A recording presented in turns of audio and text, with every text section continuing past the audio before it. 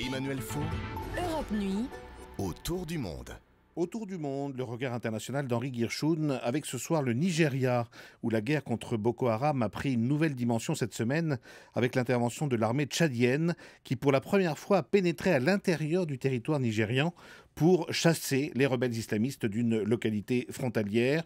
Quelque chose, on peut dire, Henri, est vraiment en train de changer dans la lutte contre Boko Haram. Oui, on a envie de dire enfin Emmanuel, enfin, on a envie de dire qu'il n'était pas trop tôt, bref, qu'il était largement le temps de donner au moins un coup d'arrêt à cette barbarie qui met à feu et à sang le nord du Nigeria et qui est aussi devenue une sérieuse menace pour l'ensemble des pays riverains.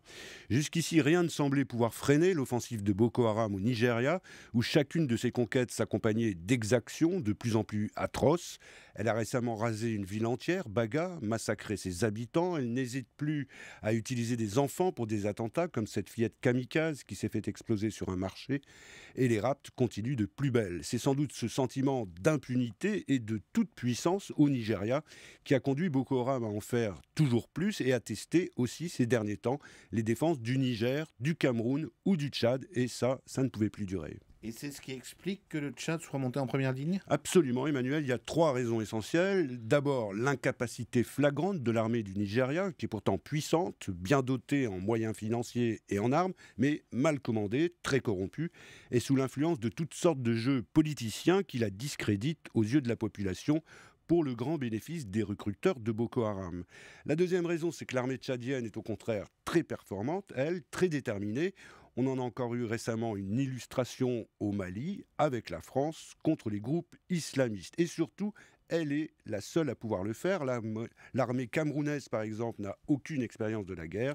La troisième raison, c'est que Boko Haram est devenu une menace vitale pour le Tchad lui-même en prenant le contrôle de plusieurs routes d'accès à la mer, ce qui a déjà eu pour conséquence de faire monter le prix des denrées. Et ça aussi, il fallait que ça cesse. Évidemment, cette intervention du Tchad prend un peu les instances internationales de vitesse. Formellement, oui, Emmanuel, mais personne ne va s'en offusquer, même si le régime tchadien d'Idriss Déby n'a pas la meilleure réputation du monde en matière de démocratie ou de respect des droits de l'homme. L'été dernier, le sommet de Paris avait adopté le principe d'une action collective qui devait déboucher sur une force régionale. L'Union africaine vient de l'entériner et l'ONU doit encore, en effet, la valider. Mais sur le terrain, il y avait urgence. Les uns et les autres en ont d'ailleurs convenu. La preuve, c'est que le Nigeria, habituellement très sourcilleux, a précisé que l'incursion de l'armée tchadienne ne constitue pas une menace pour son intégrité territoriale, pourvu que ça dure. Henri, quel impact cette internationalisation du conflit peut-elle avoir sur l'élection présidentielle du Nigeria qui doit se tenir, rappelons-le, dans 10 jours ? Attends, je vais te le refaire.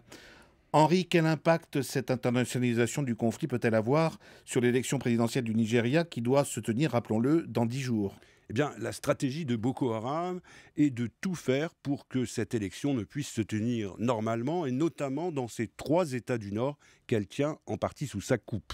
L'attentat qui a visé cette semaine un meeting électoral du président Goodluck Jonathan montre qu'elle n'a encore rien perdu de ses capacités de nuisance, et on peut s'attendre à d'autres violences d'ici le scrutin. Boko Haram reste un ennemi redoutable qu'il faut toujours prendre très au sérieux. Boko Haram bousculé sur le territoire du Nigeria dans la chronique internationale d'Henri Guirchoun. Merci Henri.